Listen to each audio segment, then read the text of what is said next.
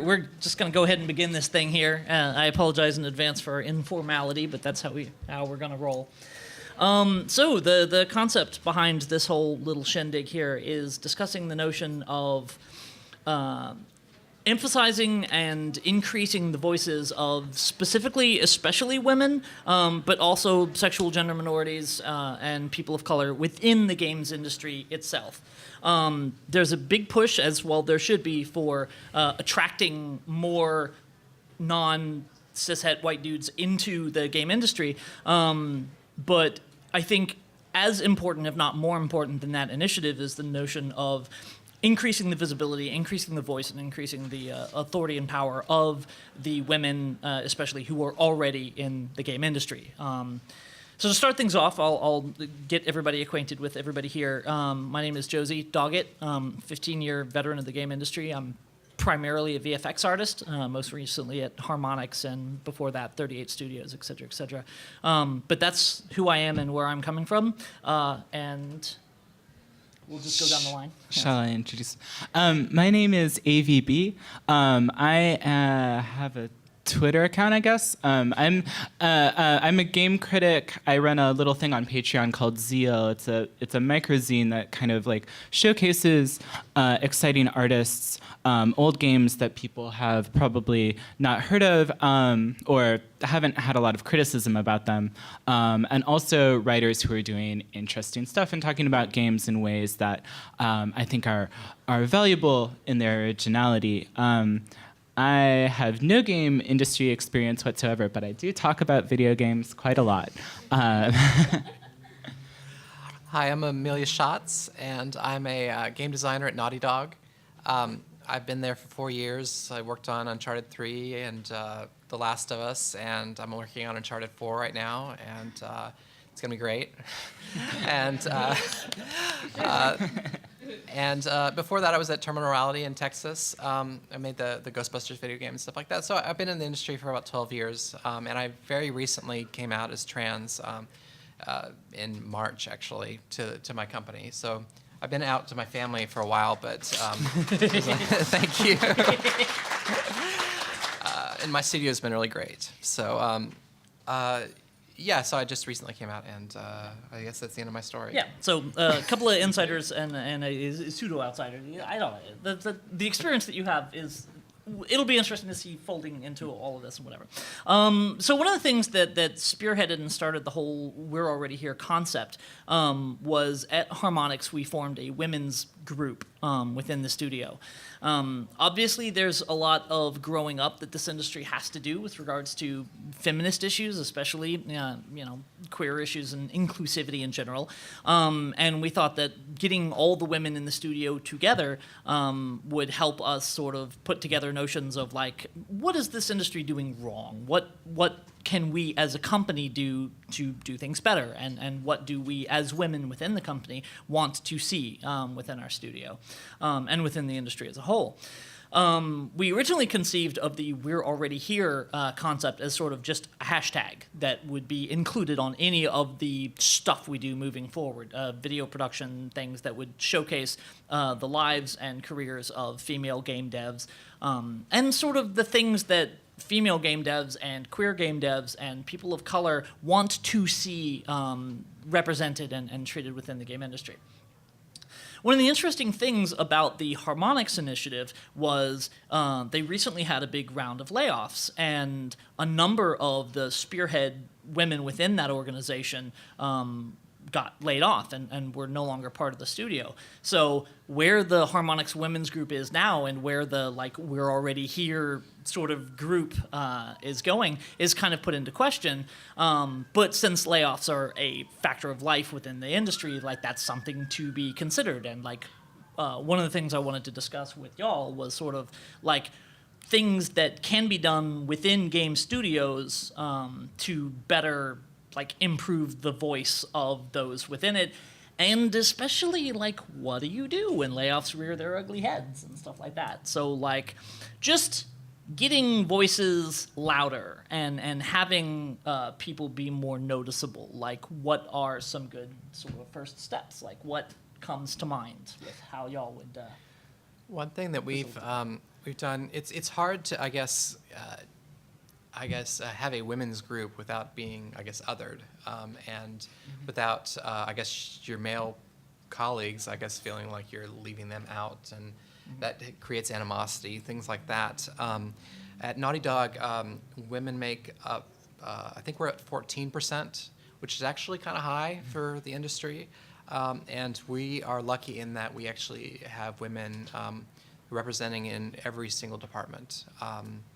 Programming, design, art, you name it. And it's... So we occasionally will go out to lunch. Every few months, we're like, hey, let's do a girl lunch. We'll go out. And so we did that pretty recently. But aside from that, I think in order to make things feel more inclusive and less othering, I suppose, one thing we've done is we have a craft group, actually. Now, of course, not all women are interested in crafts, but most of the people that are interested in crafts are women at Naughty Dogs. So we craft during lunch, and I crochet. I'm great at crochet. In fact, I've got a crochet project in my bag right now. And so we just we do crafting for the lunch. Someone brings brings in like a sewing machine and like was actually sewing during work and stuff like that. And we talk about our crafting and other stuff. In fact, and women's issues often come up. And I guess in a situation like that, it's just a lot of women have come together, and we are able to sort of commune in that way without it really feeling like we've excluded people. And I think also it's invited like people that are more of like gender minorities, like maybe feminine men, are also very happy to and welcome there to come. So I think that works out great to sort of get women together and get talking about stuff in the game studio. Things like, I don't know, we put a tea party together or something like that. Everyone's invited, but women generally show up. Yeah. But it's nice to have a common voice, people that sort of like, we're all interested in making women characters in our games realistic and interesting, and and making sure our games don't follow the kind of harmful trends that you see in a lot of the video game industry. And it's so nice to not be the only one that keeps being like, excuse me, this is a problem. Because you have a lot of people to back you up. So. Yeah, and it's hard to be in the killjoy role. And, yes. but especially if you're the only one. Especially if you're the only one, but you kind of need to. But and it raises an interesting point about sort of outreach in general with issues, specifically minority issues, is the kind of thing where you want to foster and nurture an environment where you are saying to people that are in the sort of majority demographics, this is not for you. You are welcome here. Like, you can come and you can attend, you can support this, and that's rad, and you should do that. But it's not here to support you. It is here to support us, and we need the support. And it's difficult to sort of strike that balance. Because, we would have that at Harmonix as well, when the women's group was meeting, and there was maybe 30 of us in the boardroom, that people would just kind of walk by real slowly and be like, what are they doing in there? But so, like, what are the kind of things that you think that game studios should do to increase sort of women voices and things? Like, as an outsider view, like, what sort of things would you want to see from game studios to show that they're making that kind of initiative? Well, obviously, can everyone hear me okay? Okay. So as an outsider, of course, I can't do much to talk about what is going on in the culture other than necessarily what I see in like signal boosting initiatives such as the ones that you guys are talking about. But as a game critic, it's really easy to see how the sort of games that are typically in development, who their target audience is, often is directing women's voices in a way that is not expressive of women's voices.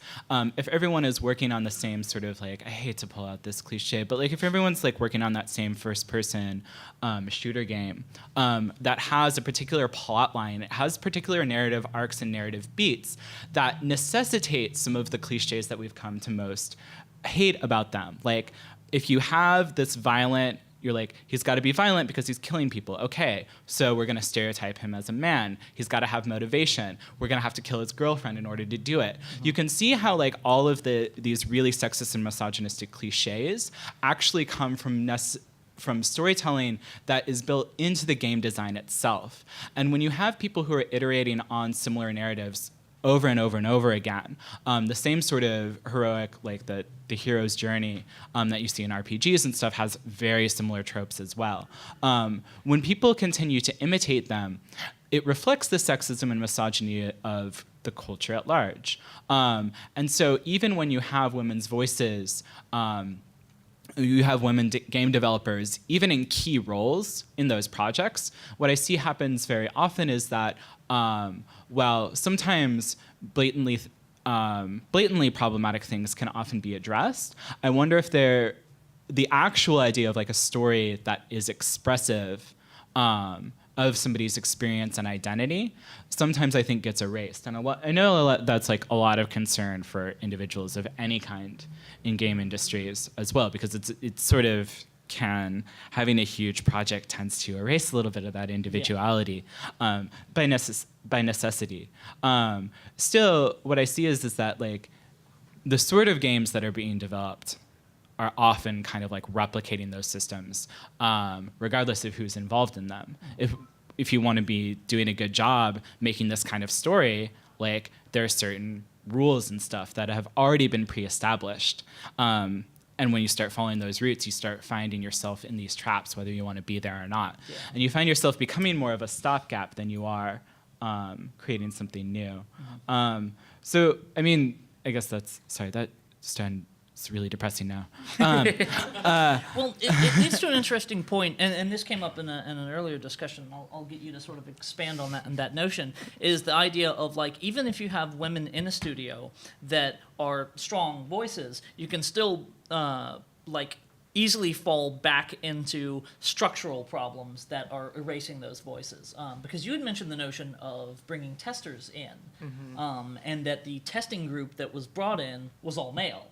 And that it's within an organization, sometimes these decisions will be an afterthought, where like the testing group. But if it's already understood that you are going to listen to the testing group and implement the changes that the testing group recommends, mm-hmm. then not screening that testing group can lead to problems. I mean, with the testing group, it's not that they want to exclude women, they just didn't think about it. I mean, I think that's the thing. It's just, that's not what we've done before, so you just keep going. And the thing is that those small things, I think that there are plenty of people in the game industry, coworkers and stuff like that are completely open to the suggestion that, hey, why aren't there women? Let's ask why. Then let's have some women in this. You know, it's and I think that it's, you have to approach it delicately and maybe pick your battles, but that people are definitely open to doing the right thing. And sometimes you will encounter situations where the people in control are openly hostile to concepts. I just finished working on Fantasia, Music Evolved, which is the Fantasia game that Harmonix just put out. The protagonist of that game, Scout, is a trans lady, sort of just because early on in development, she reminded me of some of the like trans lady activists that I'm really super excited about and amped about. And I had mentioned that to some of the senior designers and stuff, and I was like, can she be trans? Because that'd be great. And I had immediately headcanoned her as trans, but all up the line, like the senior producer and the character designer who I was talking to were like, oh yeah, sure, totally, that makes sense. But there was nowhere in the narrative where it fit to sort of tell the story from the perspective of a trans woman, and they didn't really. So we're kind of Dumbledoring it, which is sad and unfortunate. But there's also the fact that it is a Disney-published game. And there's this understood concept of you can't have the protagonist be a trans lady in a Disney game. Like we just presumed that would have been suicide to have tried to explicate, to have tried to bring forth or whatever. And it was weird to be, because Harmonix is like a really cool company. Like they're mad progressive. It's like, I think it's like 30% female now, and it's they're really good about sort of pushing certain societal envelopes. And again, like the people all up the chain were like, oh yeah, she's trans. Absolutely, lock it in, canon. But there was no way for us to sort of explicate that. And you know, it's the kind of like, I'm still on the fence as to whether that level of representation is even meaningful or helpful. I part of me aches for it so badly that I want to be like, trans lady protagonist, AAA game, that's enough. Like, that exists. But like, I want that to be a louder voice. I want that to be a stronger voice. But there are forces, you know, and there are forces that act against it. And so sometimes you, got to Dumbledore that shit. But it's unfortunate, but that's the case. So, for, you know, when y'all see Scout in Fantasia Music Vault, she is officially trans. Just doesn't come up much. Yes, no, it's rad. She reminded me of Merritt, which is why I made that happen. But yeah, and it's a real thing though. Like it's like not even a matter of them not thinking of it. Disney, we understood, would be actively hostile. Yeah. And it would come back to the same tropes that you get, where people would be like, why are you going to bring your political motivations into a game that has nothing to do with politics when, like, existing becomes a political event? It's kind of tough to sort of work around that. And, yeah, I don't have answers for, like, what you do in a situation like that. But well, I mean, there's certainly a lot of power in stuff like that, in appropriating, having a community that can appropriate and reinterpret problematic media in a way that feels affirming. And to oneself.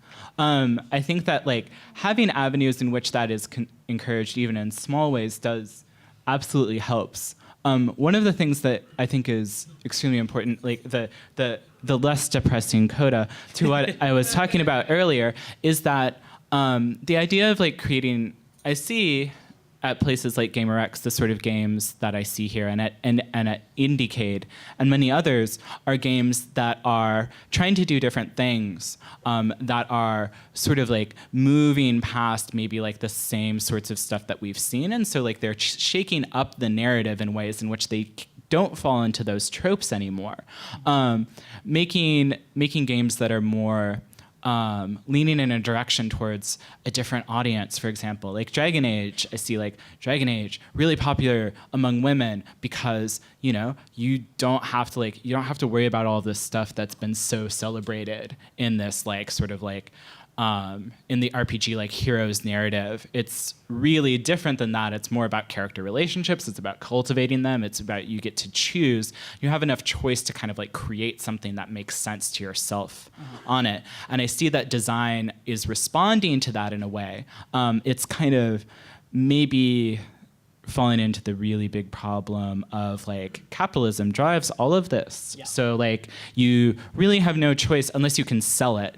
Like, but you clearly can sell it, which is, I think, maybe the weirdest part of all of this, is that like there's so many narratives that could be told that people want to hear, that there is a ready and willing audience for, and the people in place are not allowing people to use their creative energy to actually create some of that stuff that really would be successful. And like there is a lot of evidence that would be. And I definitely think that criticism has a role in that. That like you were able to sort of help steer the conversation away from it being an issue of capitalism that you're beholden to, and more an issue of patriarchy that you're beholden to, and that like there are people who would happily succumb to the whims and needs and vicissitudes of capitalism that wouldn't so much if you framed it in the notion of like the only thing stopping you from selling this to women and making something that women want to buy is this notion that women don't play games, that women aren't interested in games or whatever. And like breaking that is a conversation that can be had.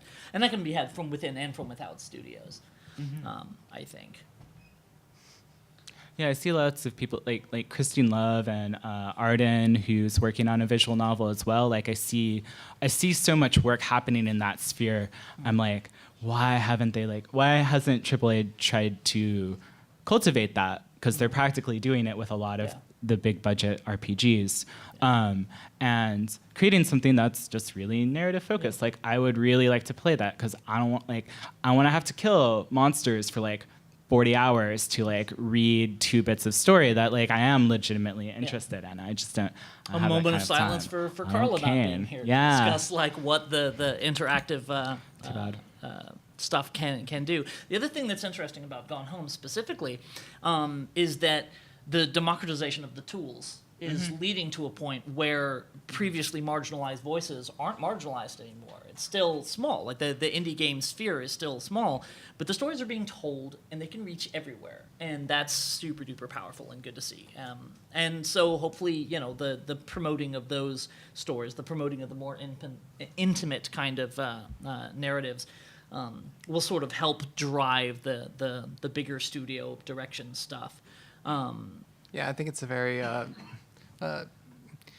would you say, a coexisting relationship. It's like the, I think that there wouldn't be an audience, an avenue, I think, for indie games if it weren't for, I guess, the AAA games to sort of like make all the big noise and stuff like that. But then on the other side, the AAA games wouldn't really be inspired to innovate and to get better without that voice, the independent voice. The metaphor that I heard once to sort of describe it is to imagine a forest ecosystem where you have gigantic trees. The gigantic trees take up like 90% of the sunlight that hits, but that's 90%. And 10% of the sunlight is getting to the forest floor where you have the scrubby bushes and stuff. And they don't take as much of the resources, but they still serve an ecological niche. And like, even though 90% of like the gaming attention is on these massive big budget things that reinforce very consistent, very specific narratives, there's still room, filtering down. Yeah, I think seeing women's narratives, seeing queer narratives in those indie games and having them be very good games on top of it is very important. And I think that in a larger studio like mine, it works very well, as opposed to like going and criticizing like a specific aspect of our game and being like, oh, we should change this and stuff like that. Let's bring the whole conversation in here and be like, hey, check out this awesome game, the Dysphoria, and be like, check this game out, and people will play it and they'll start to understand, start to talk about these issues, or the women versus tropes videos, which I love. I'll always post on Facebook and talk about like, yeah, we should have done this, or we should have done that, and not getting specific or antagonistic, but it's like, when we start talking about these things, everyone starts becoming more comfortable talking about these things, and then we do the right thing. Well, and a lot of social justice is vocabulary. Like, it's that you encounter things that you don't know how to fight, and the community will raise like issues where they're like, so this is just a common problem, and we can recognize it as a common problem, give it a name, and then avoid it. And part of that is community. Part of that is the rise of the indies and stuff like that. And part of that is projects like Gone Home winning a BAFTA, and like that gets attention and people notice that. And it's hard to advise up and coming devs to be like, just be aggro and then be mad successful. Like, just do that, and then, whatever. It's very easy. Yeah. So all you folks out there, if you're devs, be mad aggro about it and then get paid. That's my advice. Have you tried making a lot of money? Yes. May I offer as a possibility? I think there's definitely a lot of admiration from AAA studios, like developers, to the, well, it was like, oh, this new game came out, this indie game. I wish I could do that, but then it was like, but how then do I support my family and things like that? Sure. I think, but I mean, there are definitely AAA games. I think Amy told me once that AAA games can be a great vehicle for progressive ideas, and the more that I get that conversation going in your company. I think that there's a lot of stuff in The Last of Us that got in, and Shoot, I'm not going anywhere with this. No, I think that it's. I mean, I rag on AAA a lot, like, hey you, but I actually like every time that I talk with AAA developers and people who work there, I'm always really inspired. They have really good ideas. They're like actually super cool people, and I think that's part of like my frustration with talking about this is that you've got some really amazing people whose energy is being channeled down these paths to stuff that's ends up not being so great. But because that we have these models in indie games, it's possible to take something and show like, hey, somebody actually did it. We don't have to talk about this in theory. Here's like a real case of it working, and it's really popular. And so it's a lot easier to sort of model and for us to teach each other how to express ourselves in these different ways. Like, creating an artistic community, artistic movement, a whole medium requires so much exchange, so much learning and developing like the technology, like not just like the literal technology, but the narrative technology, like storytelling in novels. It's not a really complicated thing to write down like sentences and stuff, but there's so much that goes into, actually it's like super complicated. I'm a rhetoric and composition teacher. That's my day job. And so like what you do, though, is you develop really effective ways of doing that. And I think that as we find, the more that indie games do, and because AAA people, I always see, the cool ones at least, are learning and creating and from that sort of storytelling, and it's really changing slowly but surely the way that those games are going. I mean, like, it's one of those things where a lot of things are accepted as truisms within your massive AAA games. And I think that when you have a AAA studio, you're a lot more likely to have old guard folks who have made money, holding up the old ideas and the old ways.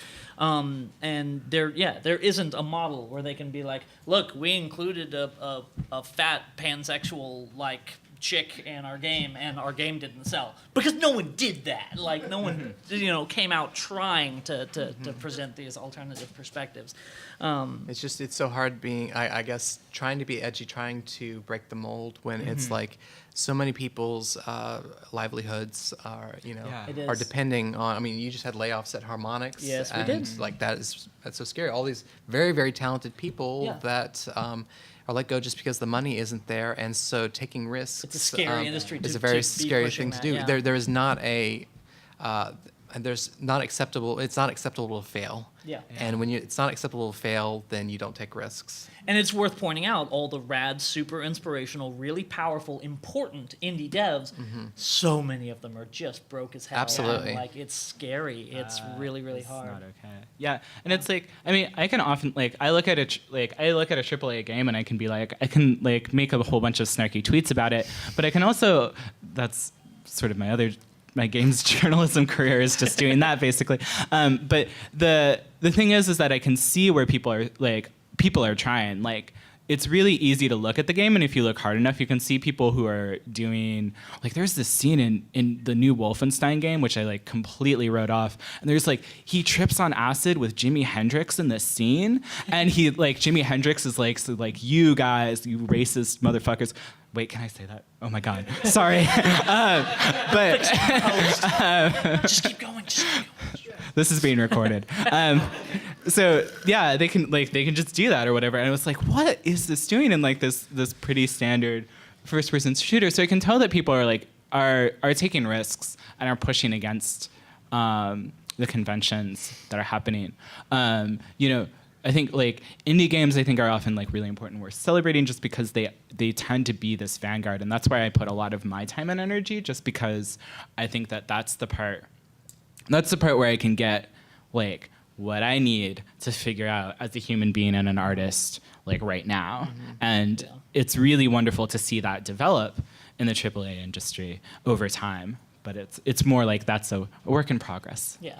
And I mean, for me personally, like, being a dev in the industry is problematic because it's the kind of thing where, like, as a fat pansexual poly chick, like, I don't see myself represented anywhere. So like the notion of pushing for representation is a hard thing to go for, but the bar is so low that you can be like, what about a non-white dude? Like, can we just a little bit, and like, yeah. Well, I mean, even considering, like, because you were talking about the notion of like, just some of this stuff doesn't even occur. Recently, I was talking to Tim Schafer about within Broken Age the notion of having a woman of color as a protagonist, and I was like, that shouldn't be a bold move. That's a bold move, and his response was almost bashful. That he was saying like, well, the thing is that wasn't like an initiative. Like, we didn't put forth this, our next game has to have a woman of color protagonist. But the counterpoint that I raised was that nothing stopped it. And I think that that's one of the big things that happens, especially within AAA devs, is that people are so scared about what quote-unquote playing it safe means that they hinder what would have been an innocuous choice that is actually really meaningful. And again, it comes back to the like, this doesn't mean anything to most people, but to some people, it means the world. And that like, within game dev environments especially, I think it's important to recognize the fact that I don't think players care. A lot of the times, like, it doesn't matter who your protagonist is, you know? Like, if Duke Nukem was a black lady, like, would that change things, like, materially? Obviously, that'd be turbo rad. But I mean, as far I might have been as, interested in the game then. Yeah, it's like, yeah, right. Would it negatively change things, I guess, is the concept. And, like, regardless of your demographic, like, I don't know that, like, a lot of the times, those decisions are essentially arbitrary. It's just that the arbitrary decision is to reinforce this popular narrative of, it's really easy to not realize that you're doing it and to just, like, these narratives are so codified that I think a lot of times then when people, for example, have this idea for a story, I hear a lot of these because I've worked in creative writing, and it's really interesting to me how somebody like may like be very excited about this story idea, and what they're telling to me sounds like every single thing that I've ever seen in my life. And it's really interesting to me how people don't see it, that think that like some minor change or another that they're making is what's really going to make it revolutionary, whether it's about game design or literature.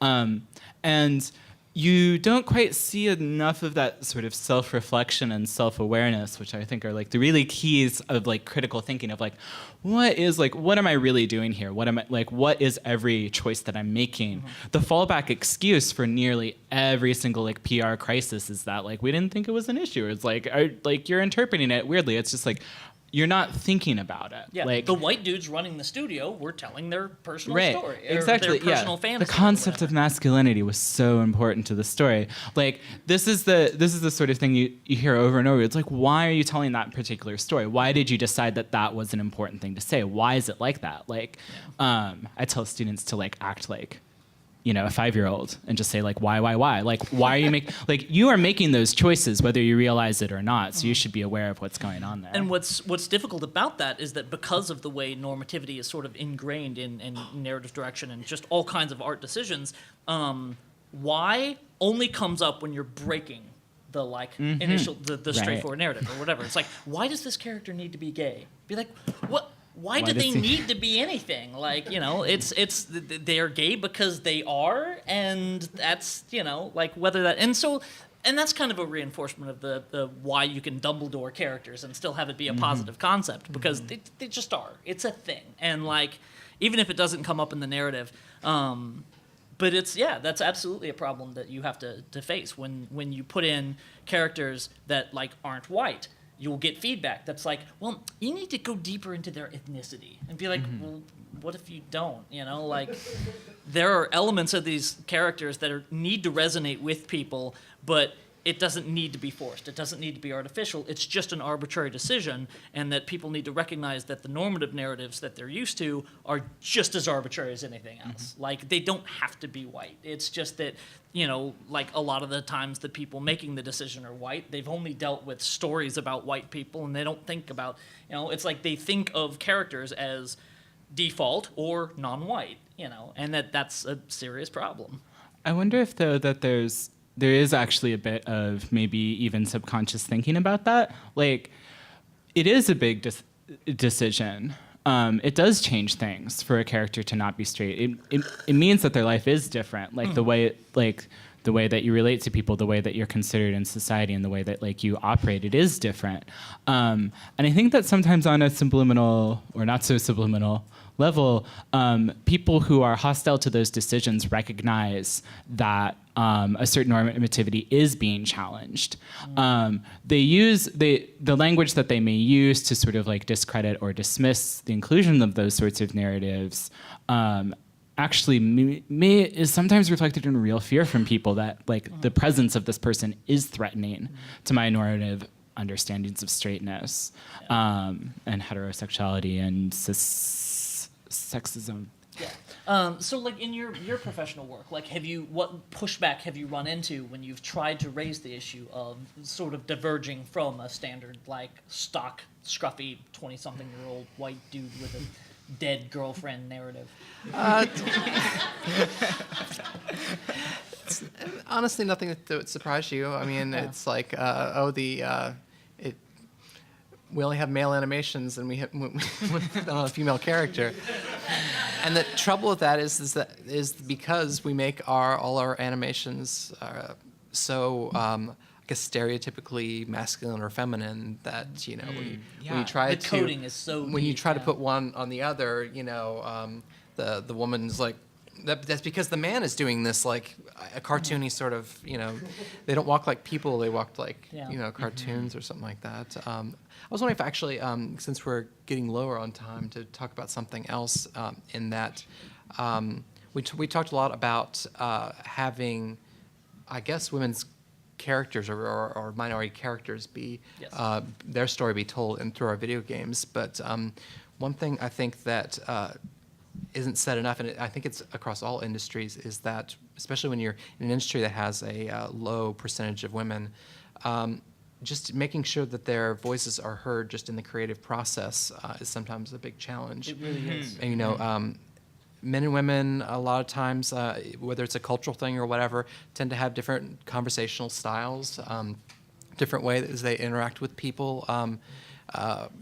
I was reading recently a trans man's account of being a scientist and talking about how when he presented as a woman before and now he presented as a man and all of a sudden he's taken seriously. And it's like people, when you present as a woman and you're in a crowd of men, your voice often doesn't get heard, except they'll hear it and then reiterate it, and now it becomes their idea. And I think it's very, very difficult to get around. And in a creative industry, like you go to a design meeting, and it's like guys, we're writing on whiteboards and spouting ideas and interrupt each other because the ideas are just coming, and it's really hard to break that sort of thing of like, let's get as many ideas out there as we possibly can instead of like, okay, let's get an idea out there and let's talk about it for a second.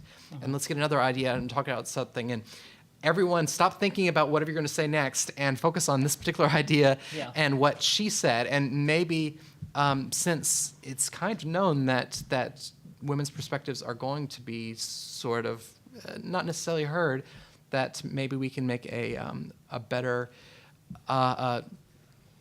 effort towards concerted effort towards remembering that she made that idea and remembering saying, when Anna said that, bringing that idea back to her, and realizing that when she's talking, try to keep everyone else from interrupting and stuff like that. And sort of defend that. It was a really weird experience back when I was at 38 Studios that there were instances, because I was a dude back then, and it was really, really weird to feel, because I was already sort of in this mode where I kind of felt like I was a secret agent, kind of like existing in this space that was not my space, but I could pass as a dude. But like I remember the feeling of being in an environment where like these were character designers who would be making jokes about the way the characters are and like how sexy they are and stuff like that, and their tone would change and their language would change when a female employee came into the conversation, because our environment lead was a woman. And when she was around, the tone would change and things would shift and priorities would sort of be rearranged a little. And it was bizarre to see how just having a woman present wildly affected the considerations that they were making. Or they don't notice right away and they make an off-color joke and they're like, oh, I'm sorry, I didn't see you were here. Right, And absolutely. it's like, And, which is just especially mad patronizing. When, it's bad on all kinds of levels. But there's the fact that the products that are being built for a diverse audience. Like the notion of targeting, like even if you're a turbo bro and you got nothing to do with the chicks and that's your jam, a turbro, if you will, and I may, like one of the dangers of that sort of normative thought is the notion of like, look, I get it, everybody in the clubhouse is high-fiving to this idea. However, you are disregarding such a swath of your potential audience that you can't convince me that that's not costing money out of like what your potential audience could be. And I think that there's a lot to be said for just general inclusivity and like thinking about this stuff and So, questions. I Yes. think we're running low on Yes. time. Five Yes. minutes left. Yeah. We should take questions if anyone has any. About us or process or whatever. Like, well, I don't understand why, why it's such a big issue, because these stereotypical men, if the game is good enough, they're still gonna buy it. So I don't see why Yeah. these companies can't just say, okay, well, we're gonna make an Indian male this time, or how about a white female? No one's gonna care. It's- And it's gonna branch out, it's gonna create a new audience. Well, they're still gonna keep the same ones as long as the game is good. Like patriarchy? I think Like, I think that the marketing isn't necessarily counting on the fact that the game's going to be good. You don't often know the game's going to be good until the very end. So you're sort of, from the very start, have this proposition of selling something that may not be good. And so it has to look good on the shelf, and that's marketing's perspective. First off, it needs to look good so they buy it, and whatever their perspective is, I guess a male being on there might sell more to men. I don't know. I think it's really important to always keep in mind that although like corporations tend to present themselves as like these perfect shimmering pyramids of like money creation, like that they're actually just dudes who make like really dumb decisions based on like their past and their history and the ways that they've been ingrained with certain ideas. And they're So, like, scared. They're scared of they the are failure. scared. Well, and so- and so a lot of that actually, like, you know, I think you're completely correct, and I think that it's really hard for a lot of people to see that just because of how patriarchy is just really ingrained in the society, and they think that they're making clever decisions, like, even though that they're not. Yeah. Well, so you see these decisions, like things like this are across the board. You'll see this in movies. You'll see this in television. You'll see this all over the place. What happens is that because of the structural racism, the structural classism, the structural like institutionalized misogyny, you'll have opportunities only provided to a very specific demographic. So then this very specific demographic, through privilege and the way that the system is structured, are the only people who can make these games. They're the only ones given the opportunity. So then they make a game that shows this very particular specific viewpoint. And because that's the only thing that's been allowed to be made, that is the only thing that you can demonstrably say has been successful. Yeah.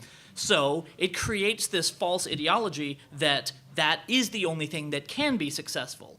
And people are like, look, I know that that sounds racist, but we need to make money because otherwise the lights are coming off. Gotta pay the bills. Structurally, it's just falling back on the notion that, like, it's not that diversity couldn't sell. It obviously can, and the indies are starting to shake that up.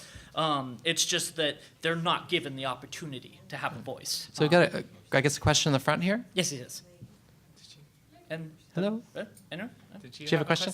Yes, yes. Just wanted to introduce the idea that diversity is actually how you stay afloat in this capitalistic competition world. Because if you're producing games that are just the same as everyone else, nobody's gonna buy your game. They're gonna go to the first guy who made it. Yeah, it definitely makes you stand out. And diversity needs to be the message that actually counters this. Oh, nobody's gonna buy it. Diversity is how you produce games that sell.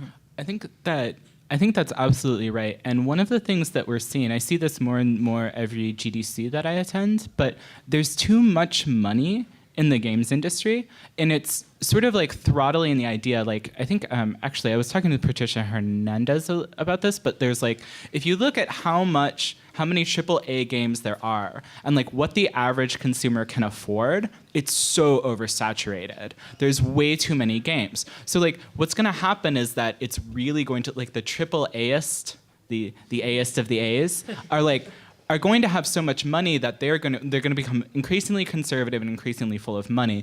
But that means that you're going to see a lot of like triple B games, like everyone knows about, like, say Dark Souls or whatever. Like you've got these games that are not as put together. You know, they've got like maybe wonky physics or whatevs, but like they don't have like as much money going in, but they're allowed to take so much more risks because of that.